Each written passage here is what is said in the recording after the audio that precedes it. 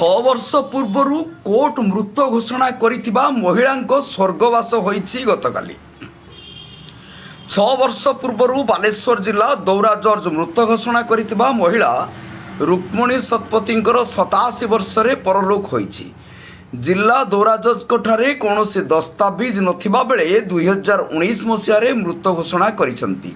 ए संपर्क रे रुक्मणी शतपथी खबर पाई आईन रो आश्रय नैचंती। ताहा एबे विचाराधीन शतपथी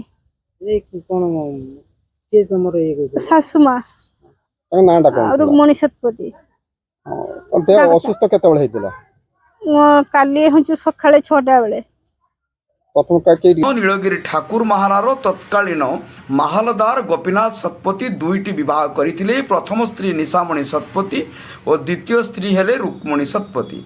रुक्मणी शतपथी दासरथीपुर ग्रामर पोष्यपुत्र विश्वनाथ शतपथी निकट में रही आसुथिले।